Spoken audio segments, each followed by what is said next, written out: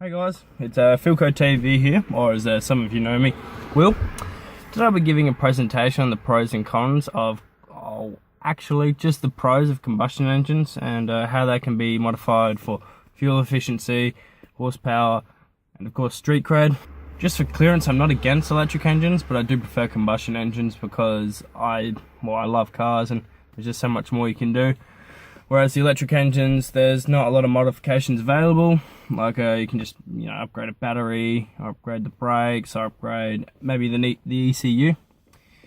Well, so as you can see, I'm in my Swagmobile here, a 2002 Ford Falcon AU Series 2 Forte with a 4-litre 6-cylinder dual fuel engine. It's making approximately 220 horsepower at the crank of the car, but that is stock. I have installed a new exhaust system which helps with my airflow, which helps with my acceleration, and if I were to drive sensibly it would also help with the fuel efficiency, but and it makes the car purr just lovely.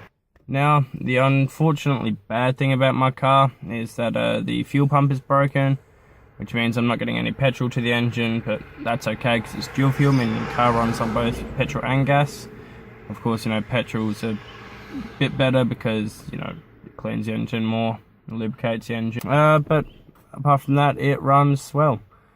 Now, the first thing on my list is force induction. So, to simplify things, force induction is a way of putting more air into the engine, which then puts more oxygen, which then makes a bigger explosion and puts more force on the crank, which then turns the wheels quicker. Turbochargers, superchargers, and nitrous are all force induction, but the first one I'm going to be talking about is turbochargers.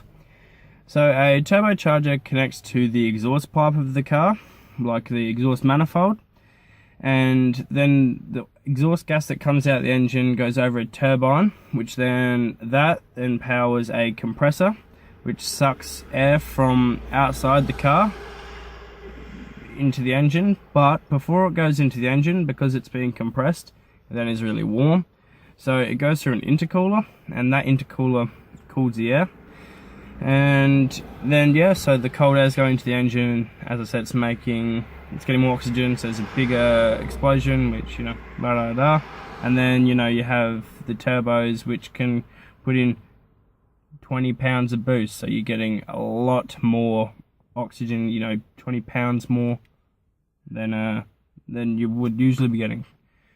Bloody fuck, it's hot in here. The supercharger, on the other hand, does almost the same thing, except it runs off the belt of the car, so it's not relying on the exhaust gases to come out. It's constantly going. But the only difference between that and a turbocharger is turbocharger uses air and is on only once you hit a certain rev limit, where the supercharger is on all the time, because all the time that the engine is on. Now, NOS, on the other hand, works pretty similar. There's a bottle of NOS that connects to a system which comes in just after the throttle body, so that controls how much air is coming in, and then that controls how much fuel is going in. So the bottle of NOS, there's usually a button on the steering wheel or somewhere that you would click, and then the bottle of NOS, or nitrogen oxide, would add a lot more oxygen to the fuel. So sorry, the camera's probably changed, my phone ran out of battery, and it's all good now.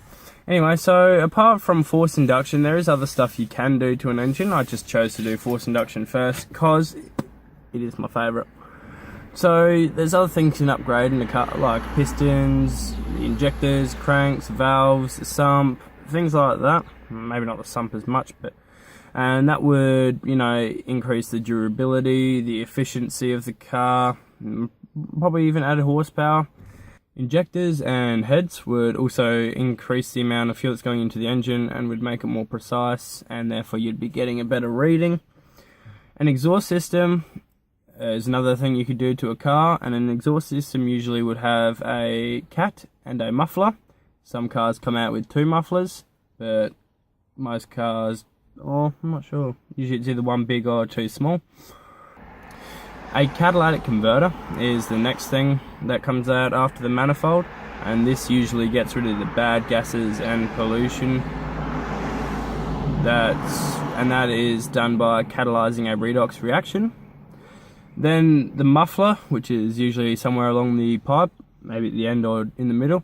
This then muffles the sound of the engine, and as I said previously, cars come out with 1 or 2. This car here came out with 2.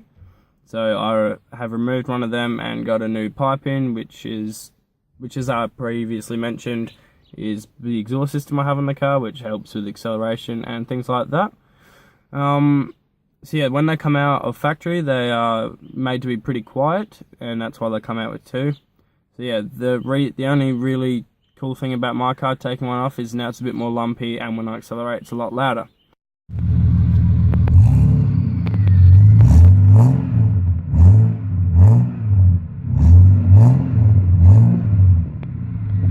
So although combustion engine cars do use a lot more fuel than hybrid cars would use, and compared to electric cars, combustion engines actually use fuel, I'm just not ready to give up my modified life that I love this car. I'm not ready to give that up and go to an electric engine. And electric engines are still quite new. I think they've still got a bit to come before they'll be able to really be able to do what I can do to this engine, what I can do to one of them. But again, I just wanted to clarify that I'm not at all against electric engines. In fact, I do quite like electric engines, and for my L's I'm driving a hybrid, which is actually quite a nice drive. Well guys, thanks for watching. I do appreciate you coming and having a look, and I just wanted to say, I hope you learned something new today, and yeah, so peace.